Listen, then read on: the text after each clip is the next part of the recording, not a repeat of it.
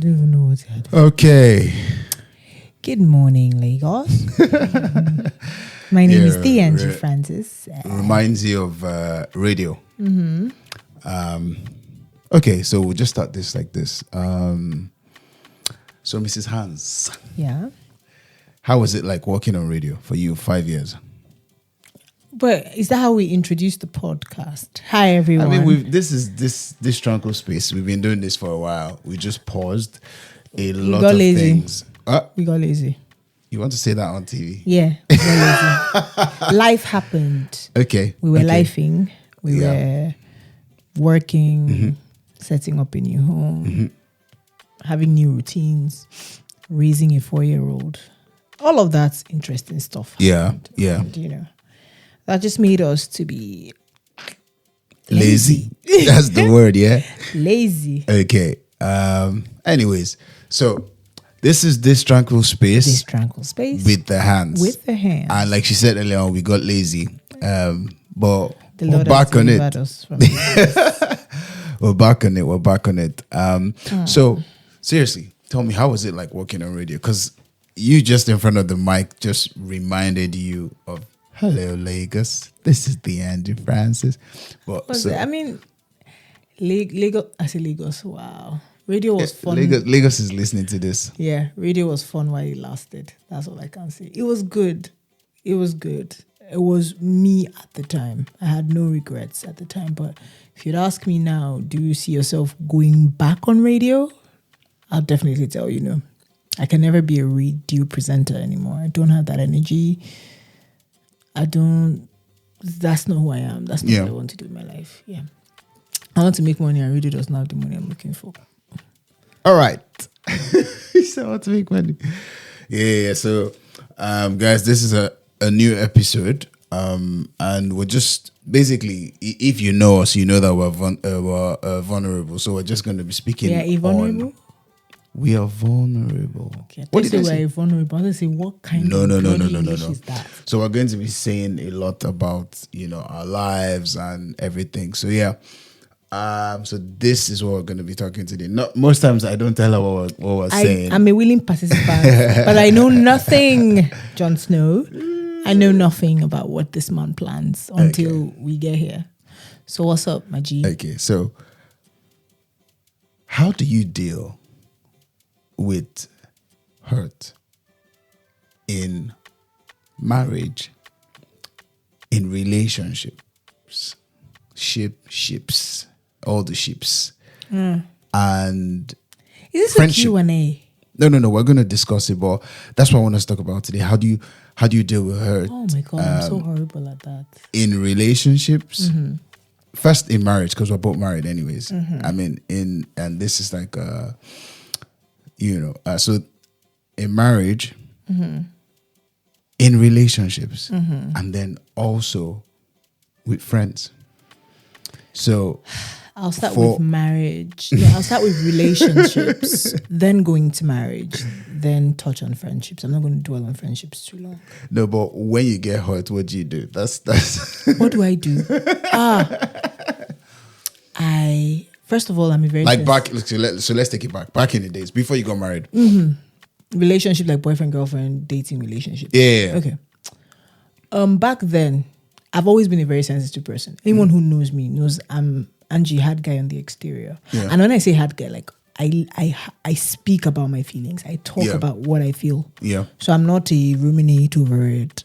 You would see it on my face. You see it on my behavior. My mood changes. So I'm sensitive like that in the sense that I'm expressive with my emotions. But you're still I still am. I still am. That's what I'm saying. It's not back then. Like even who I am now, I'm very vocal about my feelings. Yeah. I'm very sure of my identity. So I'll tell you what I'm feeling per time, per season. Yeah. But I get hurt. Like I may not say, I would say it and I get hurt. Not really easily, but when you hurt me, I know, I feel it. So relationships, I think at the time, I was very vindictive. So if a boy should hurt me, I'll do my own back. There were no two ways about it. I will do my own back in the sense I'm just like, you must feel what I'm feeling. I cheated on most of my boyfriends. Most of them. Yeah. All of you, if you did not know, sorry, I cheated on most of you. Most of them. Especially when they hurt me. Yeah. I would do my own back. Because I just didn't want to feel, because I feel deeply. So in order not to feel, I have to feel like I've done my own back. So Juro cancels. So I'm like, okay, you do me, I do you. And it made me go higher than deep level, if that makes any sense. So everything became surface level.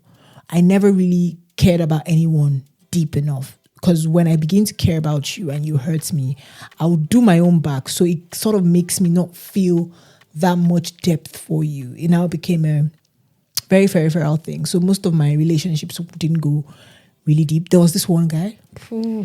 Come on, spill it. I'm not mentioning his name. I wrote a blog about him. Oh, wow. God, man. I've never heard this Mrs. House. Oh, God, there was this one guy. My mom knows. My mom was like, why? Okay, in fact, my very, very, very first boyfriend from secondary school. Yeah. I actually failed and carried over 3 courses because of this boy, yes. Hey. He broke up with me. I remember when I had finished my first semester holiday and this guy literally sent me a text message. And he was in a school that don't use phone. You guys know the school. Yeah. So he sent me a text message and then drops his phone and then goes to school. So I couldn't respond. I started to text him like, what? I tried to call, no response. My mom, shout out to my mom. My mom said, is it man that is making you feel like this? Let me tell you something. If you don't learn anything, learn this now. No man is worth your tears. I cried for this boy. I cried because I dated him from like SS2 all to like my first year, and I stayed at home for 2 years. So almost 5 years off and on. I really cared about him. And then he broke up with me.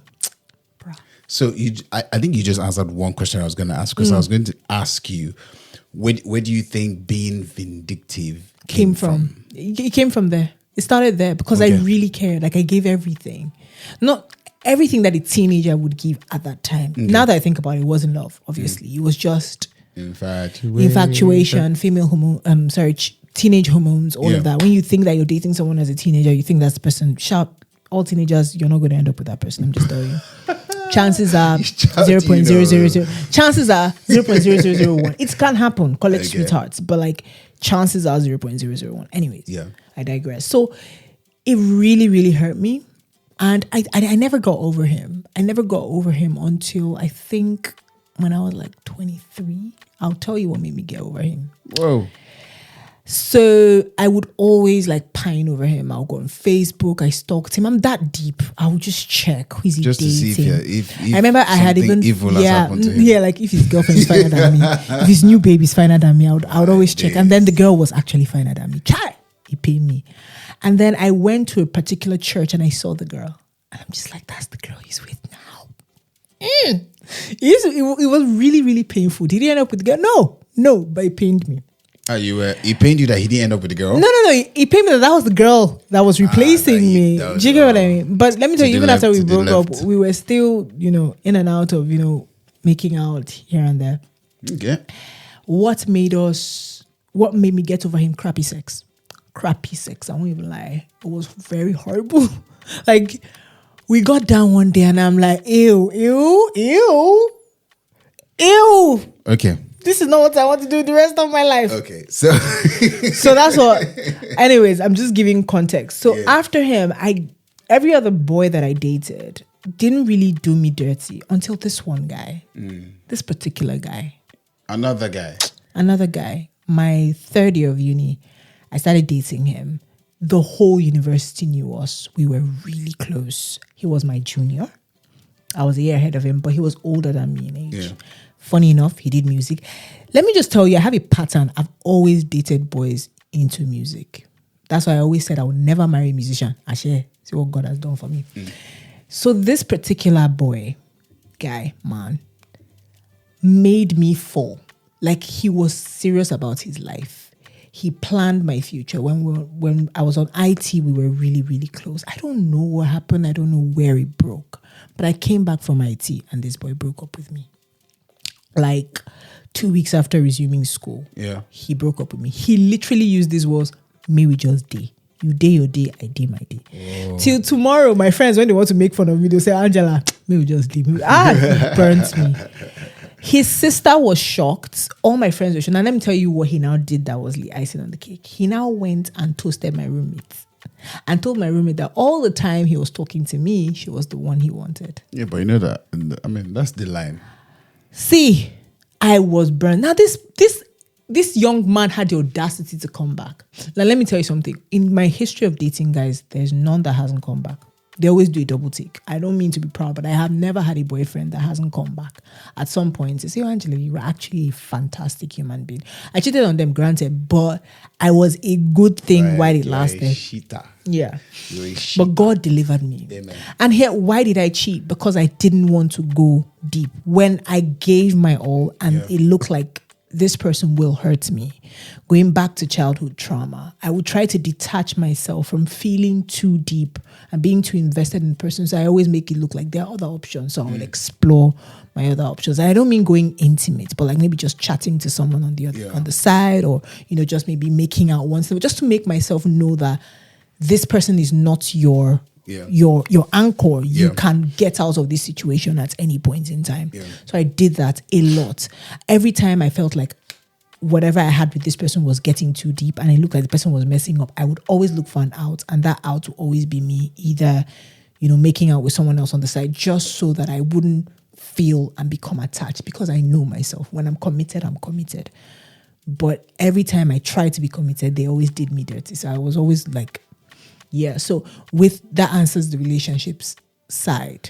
So if we try to wrap it, or if we try to tie everything that you said, it's basically being vindictive started from the first relationship, and then that got you to sort of protecting my heart, and that even goes into friendships. Okay. So even with friends, I've always had horrible relationships with friendships.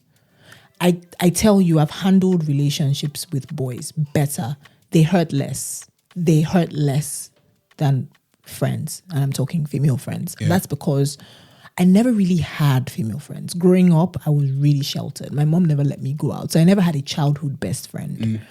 Yeah, and after my father passed, it was just my mom, my sister. My mom really didn't allow me to have that one friend that I could hold on to. I did have one when I had moved to Iju. Obey, shout out to her. She was like my best friend. She didn't even know she was that important to me, but in the circle of people that I could actually be close to, my mom, she was like the only one my mom allowed me to like get close to. Every other person was come home by 6. You cannot sleep over in your friend's house. You cannot go and visit your friends. I had that kind of life. So I never was able to cultivate childhood bestie friends. And then in secondary school, I changed secondary school. Oh, in Kaylee, my first secondary school, I got bullied. I got bullied a lot. And I got bullied because of class, in terms of the fact that my mom wasn't as rich as the kids in the school. Oh, I see. So I wasn't, again, able to have friends because it was a class thing. Kids were really mean. So I ended up being very sheltered, very on my own. I just didn't have friends. And when I started having friends, so what I did to mask that not having friends was I was one of the loudest people in class. In fact, I used to get into fights. I remember I fought with this boy, Uyoma Okweko. We fought. Oh my God, you know his name? I would never, there are specific people that I don't forget. Shout out to this guy. So I fought to the point that we were punching each other, boy and girl, and they punished us in school. Wow. I fought. So I was a tomboy. I was really close to male friends than I was to girls because it was really difficult to make female friends. I didn't have the tools to make female friends. I didn't know how to be a friendly person. So I was everybody's friend, but nobody's friend. And then when I left Kaylee, actually I did have friends. I think I had, we're 3, Dolakpo and another girl called Chimizie. Dolakpo Abu, you don't know her. Yeah, Dolakpo Abu. We were friends. It was me, Dolakpo, and Chimizie. And then Chimizie changed school, and then I left. So it was just, we all left in JS3. Yeah.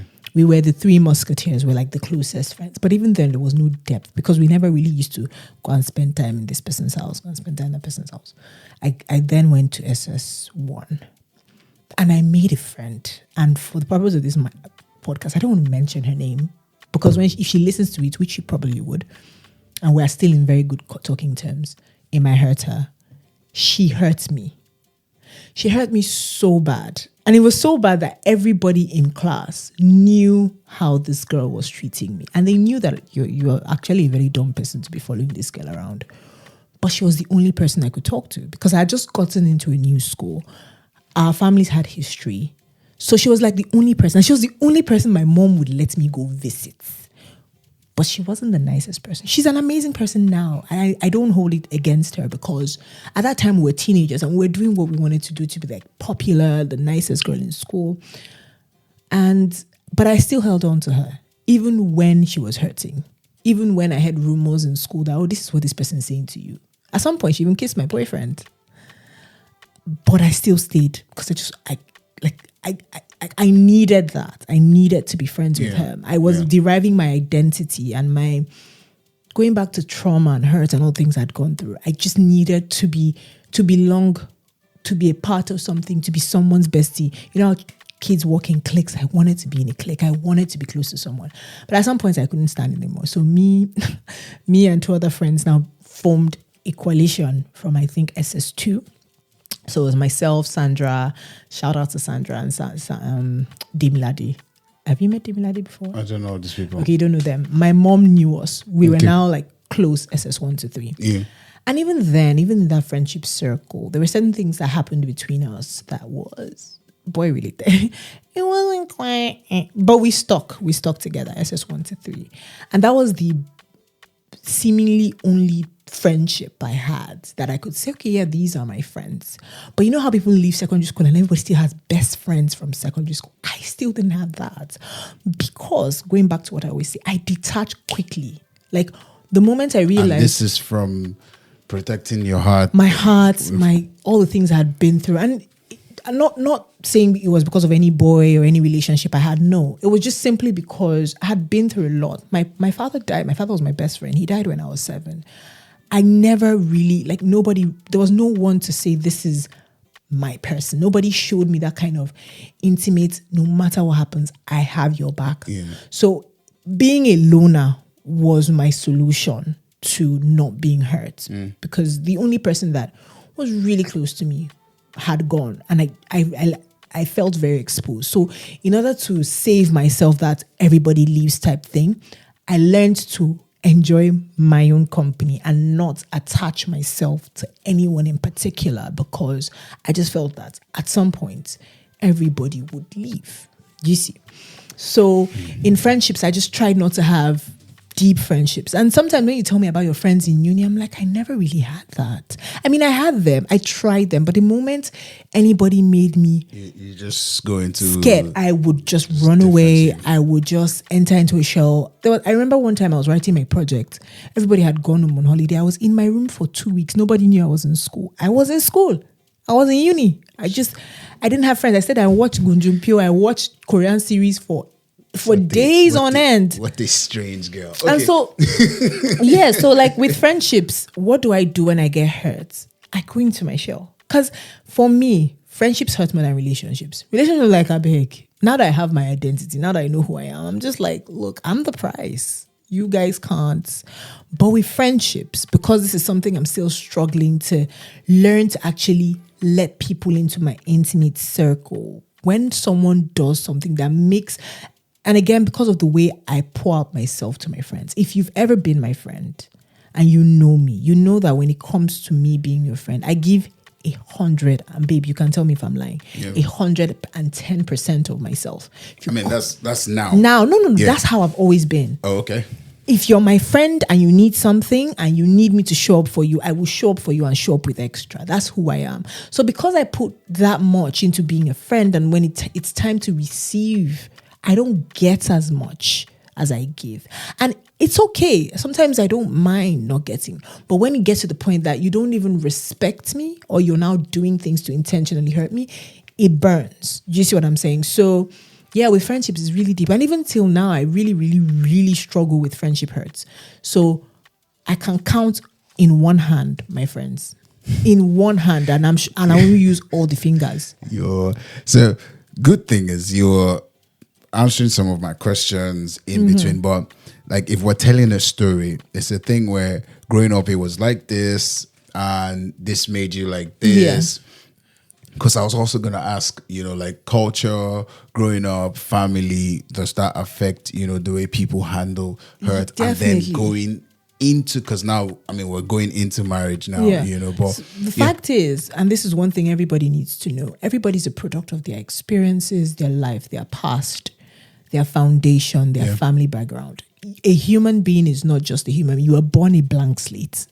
You're born a white sheet of paper. What is written on that white sheet of paper that becomes the story of your life is everything you've been through. Yeah. So AJ, for example, has no experience of friendship hurts now. AJ is just a happy-go-lucky kid. What AJ would experience from reception to primary school to college to uni, those are the things that would now dictate who he becomes and how he ends up becoming and behaving. So that's why they always say, show the most love to your kids so they have a strong sense of self-esteem, so that they are not relying on friends. I didn't have a strong sense of self-esteem growing up. That's why I needed friends to validate me. I needed friends to remind me that I'm loved. If I had someone who drummed it into my ears that I love you, I care about you, you don't need anybody else. I'm here. If I had that, I think I would have entered friendships with a little more awareness. I wouldn't have really cared if someone stopped talking to me out of the blue. I would have been like, my daddy still loves me. My mom still loves me. Do you understand? Yeah. But my mom was fighting her own battle. She was a very young widow. She had a toddler to take care of. She had a preteen that had a lot of attitude. Yeah. Do you understand? So in her defense, she didn't have enough to give. And that affected me. So my self-esteem was trash, and that in turn allowed everyone to write on my piece of paper and sort of leave a dent, which I find myself trying to repair even in my mid-30s now. Like, I'm literally trying to be very intentional. I have friends that hurts me, and I'm just like, I'll be so intense and sad about it, and then I have to stop and say, but will you die? They're not talking to you, and I'm just like, but why would you just wake up out of the blue and just stop talking to me? Like, give me an explanation. But the truth is, not everybody should give you an explanation. You should be okay with a no and just move on.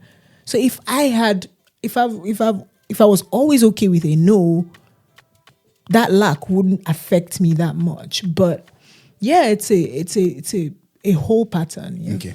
Before we go into marriage, for me growing up, it was, I'm the only child. Mm-hmm. So it was just me and mom, no dad, obviously.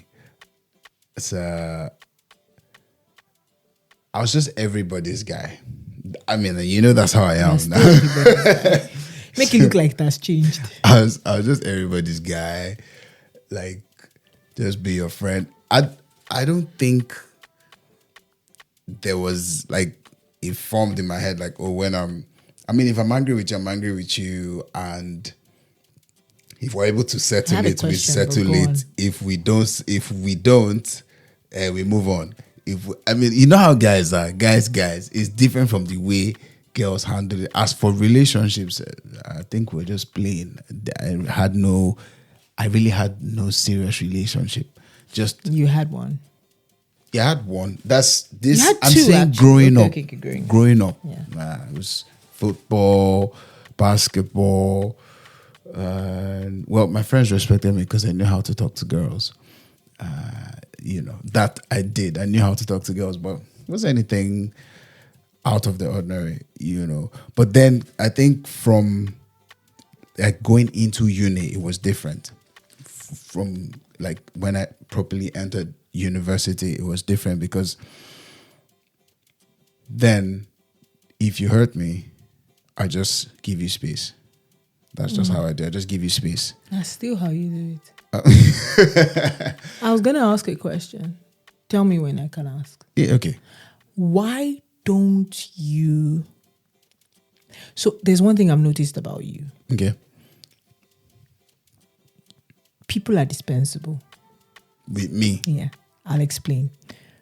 For context, guys, if Bien has an argument with you, or if you annoy Bien, I will tell you what you did. If it was me, I'll tell you what you did. We'll work it out. We'll move on. You're important to me.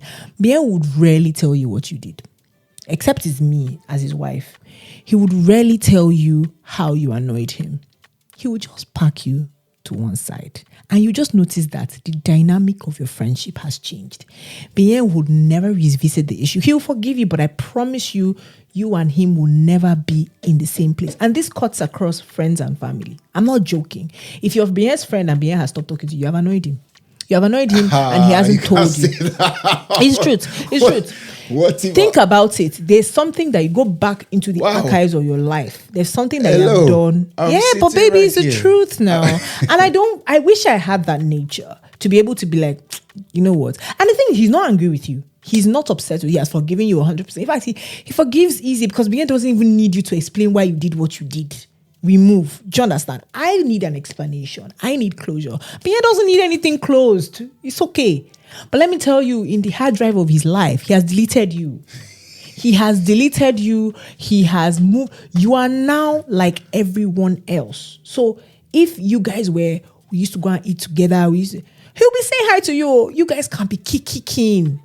And it really blows my mind how you can be so like cordial with the person, like laughing with the person, but you guys are no longer. When you say that, it looks like I'm the devil. No, it's not the devil. Like I'm laughing with them, but I don't have anything. That's what I'm saying. So the thing is, I think, like Oraro would say, shout out to Farah. If you did for me, you did for me. Like if you're for me, you're for me. If you're not for me, we move. We move. So, again, I said I was everybody's guy, and there's something my mom used to tell me then. Everybody's your friend. This one is your friend. This one is your friend. I had so many. Like, but they're all acquaintances. Then they used to be my friend because I will go the distance for them. Like, okay, we're going to this guy's house. We're going. Even if we just met yesterday, my friend, my mom used to say, look, everybody cannot be your friend. You need to know who is your friend and who, like now in I'm older now. I know there's acquaintance. Then it was just friend. Now my guy. This is my guy. Everybody is my guy. But then when they begin to show who they truly are, show their colors, and they're like, okay, this guy. But is it really their colors? It's just the fact that they make mistakes, or like they're human. I mean, at that time it felt like colors, but now when I think about it, humans are so fallible. No, there's some mistakes. Yeah. That are intentional. There's some mistakes that are mistakes. There's some mistakes that, that the person really calculated it. Like he thought of, or she, whoever. So, I just give you space. That's always my default. I don't block like you. I will block you. This one still blocks me. I block people. No, I'm not blocking you again. I've stopped blocking. I told you the next time. But the fact is, let me tell you why I block people. Now, I have a whole theory on this thing, and I'm going to explain it to the world. If you can't reach me again, chances are I've blocked you. Let me tell you why. Let me tell you something. See, I am intense. Yeah. I care deeply. Yeah. Seeing your posts, seeing your what's it called? Reminds me of but God said, it triggers me all over again. So let me self-right. No, so this is what I do. I don't block with the intention of I hate you. Yeah. No, I don't block out of hate. I block because when I don't see you, it gives me enough time to heal from what you've done. When you're not in my face, when I don't see you, so I have a rule, and I tell my friends. I think we'll talk about forgiveness. Do you understand? I forgive. Let me tell you something. When it comes to forgiveness, I have a superpower. I forgive.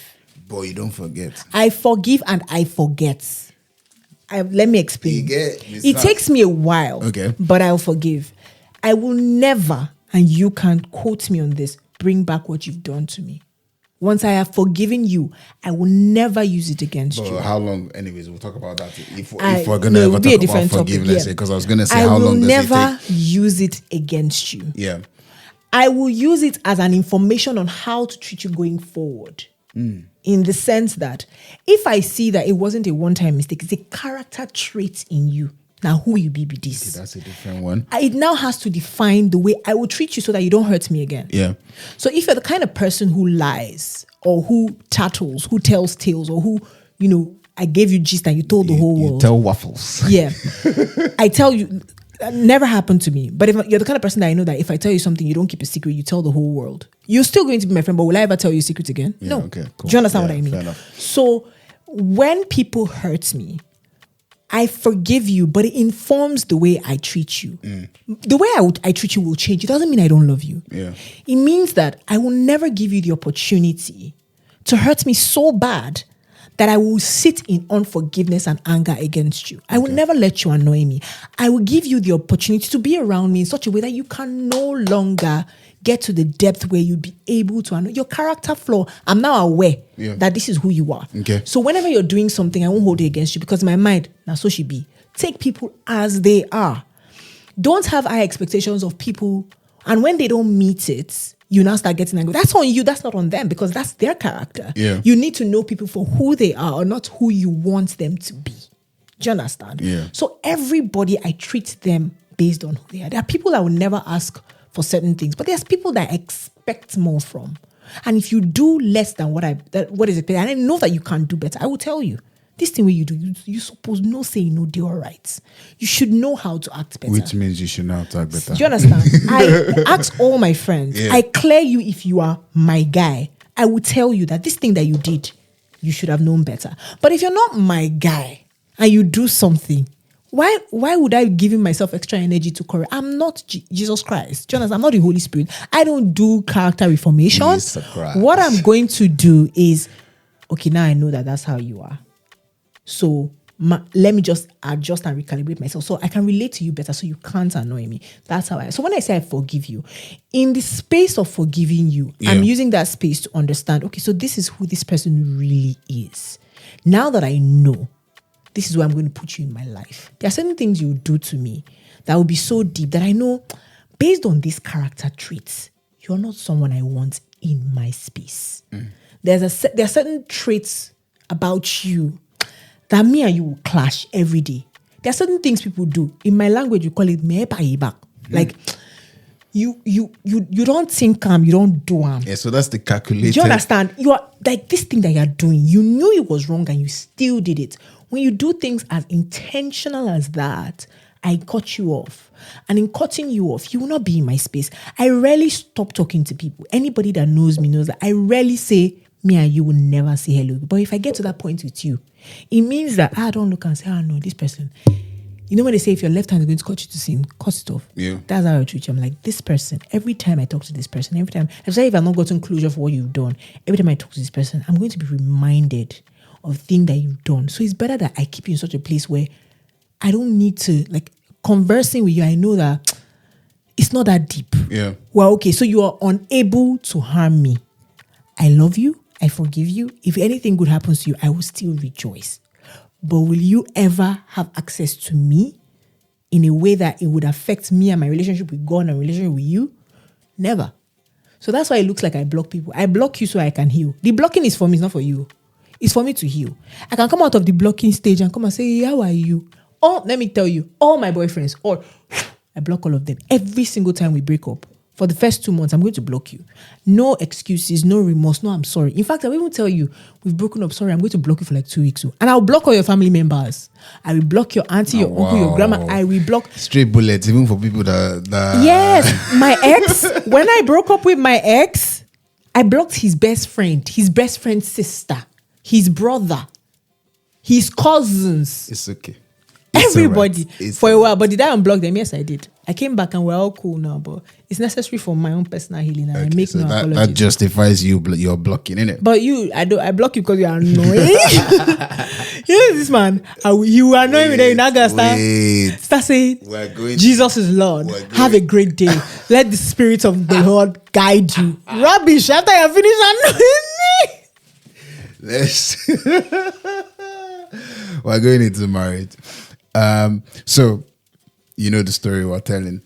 So, now going into marriage, how do you handle hurt in marriage as a married woman, as a married individual?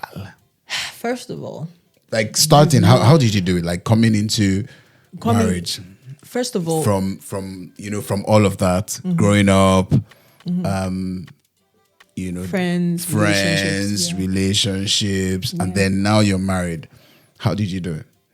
First of all, my husband is my family. My husband is not a friend. My husband is not dispensable.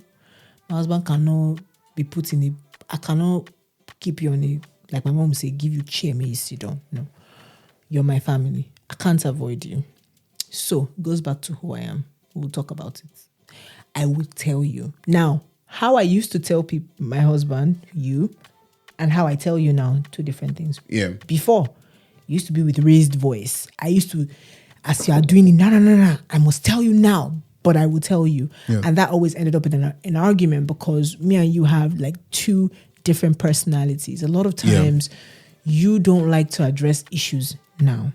You'll do the right thing. You'll do it eventually, but you're not going to do it right now. So when I'm demanding an explanation for what you did, chances are you need to process what you did. You need to even see why you're wrong. Before, it has really changed. You tell me, why should I tell you sorry? Like, what did I do that was wrong? Yeah. You didn't understand that I had the right to be upset about something because of the way it came off. In your mind, that was not my intention. So why are you angry? Yeah. But then with time and with maturity, we've gotten to a point where we understand that the fact that you didn't mean it like that doesn't mean I didn't take it like that. And if I took it like that, it's your duty to apologize for the way it made me feel. And then we can work through what your intentions were later. With hurt, have you hurt me? Yes. Number of times you've done things that have cut deeper than a knife. That should have made me say, I'll not do it again. I'm not doing. However, I think my watchword has always been, there's nothing that Binye can do to me that I've not done to someone else. Oh. I always think to myself, I can't be forming holy. Myself, I'm a sinner. Do you understand? I always look at it from that point of, are you actually going to judge him and hold this thing over him? If God were to like think of the things you've done to other people, the things that, you're guilty of, then do you get my point? You will never be absolved of your mistakes. You are as fallible as he is. That goes back to the one thing that you did that would have actually broken us up. When I thought about it, and every time I kept thinking, no, but I'm justified now. Like I should be upset. The one thing was like, but should you really? Like, is it really that deep? Is it really something you can't work through? This is now, because, I never asked you though, but when did you like give your life to Christ? Give my life to Christ? Yeah, because I'm saying you making this decision now and having this conversation with God is because you now understand who God is in your life.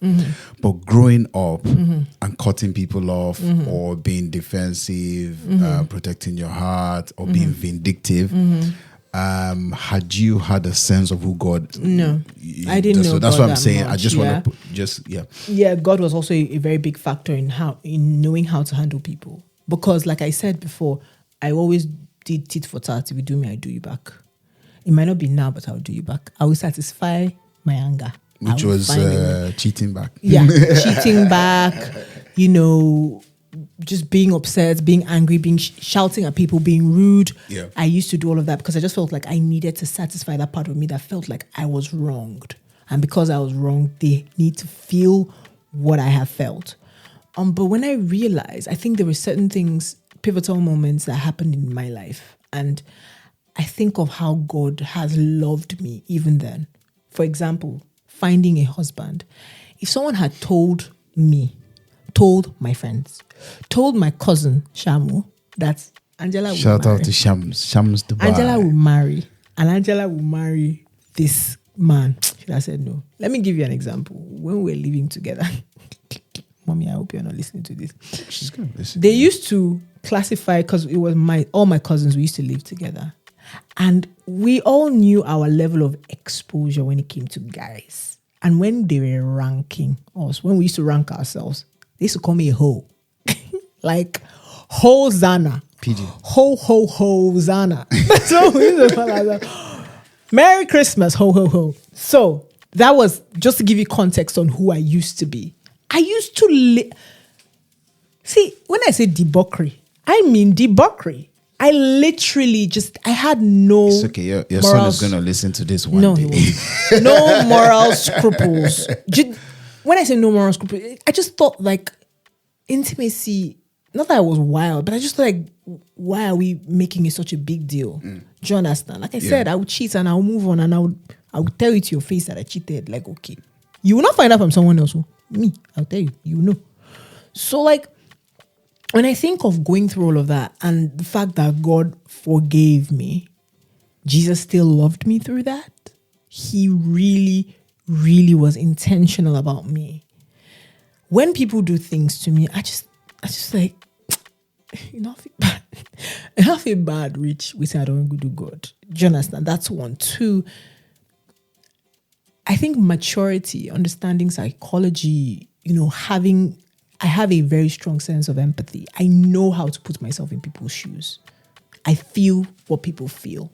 I always see things from the third party perspective. I'm never, you know, just my view. I'm always seeing things from another person's POV. And because of that ability, which not everybody has that gifting to always understand people's thinking and the rationale. Every time I think about it, I might be angry at that instant, but later I always step back to say, but what was going through that person's mind? What was the person going through? That's why I always give room for redemption. There's always room to talk about it. I might vex, I might vent, I might talk a big game, but you know me. And you can testify if I'm wrong. Every time I'm angry, I say so many things like, baby, you don't know what the person was going through. And immediately I'm like, oh yeah, you have a point. A lot of times, those people come back to explain what was going on in their minds. And you've helped me to stop saying things when I'm upset. You say, don't say anything now. Give it time. A lot of times when I give it time, those people come back to explain, I know I was badly behaved though, but this is what I was going through at the time. And that has helped me to forgive. Now, it doesn't mean that I had a bad day is an excuse for bad behavior. It's never an excuse. It's an excuse for you to take some time away, but it's not an excuse for you to pour your anger and just, you know, lash out on people or say the wrong things. Always, you know, like run it back, rewind that tip in your head before you open your mouth and say that thing or do that thing. But even then, even if it means that I will probably step away from you, it helps me to let it go easier. That just knowing that like people are not perfect. People make mistakes.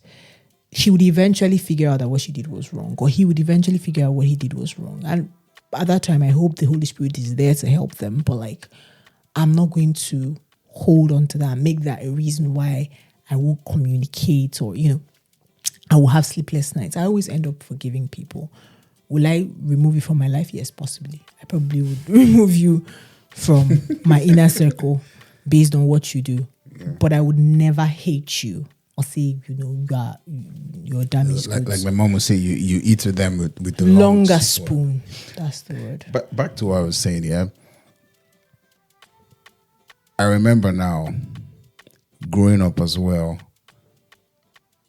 I never used to get angry, but I never used to. Because when I get really angry, things I say or the way I react, most times I go back and I'm just like, why? That's anger. You know, anger is a spirit. Yeah, right? I'm just like, right. So, with that, if you do something to me, I just breathe and move on. That's what you like. You say, I don't even tell you. I don't even want closure. Nah, it has to be like really bad before I speak out. I just keep quiet, and that's how I grew up. So. And that's how I kept going, even, you know, as a young adult. But I think coming into marriage, it affected us a lot because you do something to me and I just keep quiet. And in my head, I had that line of, oh yeah, I've forgiven her for everything she has done. But you never forget. Well, I mean, I forget as well, no, but I'm not telling you, and then you're doing it again and again. Or you can actually tell that, there's something wrong with me, but I'm not telling you. I'm just keeping quiet and keeping everything. Then one day I explode, and I think it even happened. I exploded, and I told you. And I said, never do that again. And, you know, so I started learning as well. I think I think one thing I actually appreciate with you is you learn from your mistakes. I remember we talked about that thing once. We were dating, and you got angry, man. You started telling me all the things I had done. And I'm just like, you're deep, oh.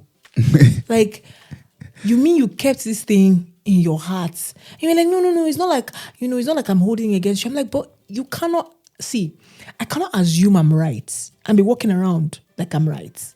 It's like sin of omission. You don't even know you are sinning. You are just walking around. Yeah. But you know that sin of omission is still a sin. Yeah. It would still prevent you from entering heaven. Do you understand my point? Yeah. At least let me repent. Let me know that it's like you didn't know that there was a traffic light and you were flying the red lights. You let me learn the road rules so that if I break them, I know that I intentionally broke them. You cannot act like I'm the bigger person. That this is a mistake a lot of people make. Even people who, like my best friend will say, golden retriever, I'm calm. I don't like wala. You know that those people are actually the worst, just to be fair. Because with a lion or a lion personality or people like us who speak, you know where you stand with us. Yeah. You know when you're messing up. It informs your decision. We are never cryptic. It will look like, we have a wild personality, they're always talking, but we've laid our boundaries. You know what is wrong and what is right with us. With golden retrievers or quiet people, you never know where you stand with them. You never know what you've done wrong. And you go around la-di-da thinking, I'm doing the right thing. And then one day, it's either they're telling you or they're telling someone who will now tell you. And you'll actually feel like this person will kill me. Because all this while, I didn't know that I was hurting your feelings and you didn't say anything. And then one day, you now open your mouth and it will look like the other person is the bad person because look at all the things you've done to her. And in my defense, you didn't know because you never really mentioned it. So that's one thing that has changed with us, even to the point where your golden retriever has rubbed off on me in the sense that I no longer speak as it hurts. I will still speak. But what it is at the point when I'm angry, and this is coming from someone who has had a bad temper, you can tell I had anger issues way up there. I literally flip. It was almost like I get blinded because anger is a spirit, and once it rests upon you, you cannot see. Yeah. I have now learned from you in the sense that when I am upset and I know that the things that will come up with my mouth, the things I'm going to do, the way I'm going to act, it's not going to make sense. I leave the place of exposure. It even goes down to like if we're walking together on the road and I suddenly get angry, you see me walk ahead. It's not because I'm trying to be rude, but it's because I'm trying to self-regulate. I know that if I talk in that time, I would either shout, I would either be rude, I would either say something I don't mean, or I'll either be dramatic because I can be very... Which is, I mean, you still kind of do it, to be fair. But I'm a lot better. You don't. And anything, I now know that that's how you are. So in that moment, I also try to just keep quiet and just be like, it's fine, it's okay. And then I self-regulate because I know that maybe sometimes I will start talking and I'm like, Angela, hold myself, go into a space and regulate. I either take a nap, I walk away. I just make sure that I've left the place of triggering and I am able to calm my heartbeats. My mind is not overthinking a thing. That's what I do every single day. And it has worked like a charm. My best friend and I had an argument. You need that mic again, I'll take it from you. Sorry. My best friend and I had an argument a while back. And she was annoying me. And it was building. I walked away. And I went to go and lie down. And she followed me. She said, don't you know how to have a conversation? I'm talking to you and you're walking away. After you say I don't talk about the things on my mind. It's so funny to actually hear you say best friend. Because I don't have you never had friends. Talk less of best friend. Yeah, I don't think she even knows that we call ourselves best friend, but we call ourselves sisters. No, you guys even talk more than you. Yeah. You come. We do. Shout out to what's her name now? You see why you still haven't come to visit me, but it's all right. Don't worry. Anyways, so she annoyed me, and I was just like, I had to practice everything. I used all, and when I started screaming back, she was like, I said, this is why I didn't want to talk. Because when I talk, I am like a time bomb. Leave me alone. Just give me space. I'm not crazy. I'm not ignoring you. I just need to regulate. I need to know that when I am talking to you, I am communicating facts. It's not exaggerated. It's not emotional. It's logical. It is regulated. I'm talking about the things that I actually feel. Not as it hurts right now. Because when people are angry, what tends to happen is you exaggerate your feelings. You exaggerate the way you feel. That thing you did was really painful. It's not as painful as, but it's the way you're feeling at that moment. That's why it's good to breathe. And a lot of times if you breathe, the Holy Spirit will tell you, it really is not that. You understand? I can help you get through this. Sometimes you can even self-resolve. You don't even need to tell the person, nah, so you vex me. Because you would be able to be like, this is a small issue. Step away from that toxic situation. Step away from that time bomb. I practice it every day, even at work. When people are annoying me, you just see me go mute. There was a day that I said something to one of my bosses, and he was like, the lady that was talking on a Teams meeting, and she said something that annoyed me. And I said, Angela, do you have anything to say? And I said, actually, no, because she just insulted me. And if I respond, it will not be the right thing to do. So I'm just going to keep quiet in the situation. At the moment, the lady that was talking sent me an email later to apologize that she didn't know she was rude. But if I had responded, which is the old me, give it to her to the heart, I wouldn't have gotten that apology. Do you understand? So learning to take from your book, which is what married couples have become, you've learned to be a little more expressive. You've learned to say sorry without even knowing. And that's one of the big things I want to thank you for. You've learned to say sorry without knowing why you are saying sorry. And not just saying sorry just because it's going to calm the issue, but recognizing that whatever you did in that moment must have hurt me. Yeah. You don't need to get contexts as to why it hurts me. The main thing is my wife is hurt. I probably should have handled that better. You come and apologize. And after you have apologized, and it usually comes with kisses, hugs, babe, I'm so sorry. Then you now say, this is actually what I was trying to. When you know that you have diffused me. And even when I'm angry, I have gone away to go and regulate. You now know that okay, it looks like she has regulated to a point. Then you come and meet me and say, I'm sorry. At that point, my mind has calmed down. I'm ready to listen. You're ready to speak. By the time you speak, I'm receiving it because I'm no longer heightened. And if I'm still heightened, you know that, okay, she's still not ready, you leave. But we always, because the other day we were asking ourselves, how is it that we've gotten to the place where we rarely have fights? And even if we do have like arguments, it doesn't last. It doesn't last the day. Even if we're doing Twitter fingers on the phone, when you come back, we'll still make like how? And then we realize that we've learned to actively communicate and read each other like a book. You know when you've upset me, I know when I've upset you. You know, don't ignore for too long. Always come back and talk about it. We've learned the art of communicating with each other and dealing with hurt the right way. I think we're just going to wrap it up here. Yeah, good conversation. I think we're just going to wrap it up here. Thank you so much, guys, for listening. This is This Tranquil Space with the Hands. And now, it's on YouTube, it's on Spotify as well.